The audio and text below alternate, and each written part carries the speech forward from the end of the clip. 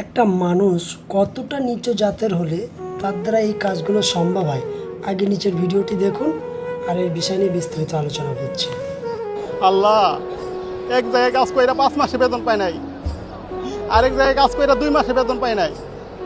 আল্লাহ, এই দুনিয়ার মানুষ না জানো, আল্লাহ তুমি তো জানো, আমি কিছু বলবো না, এইটার বিচার তুমিই কইরো।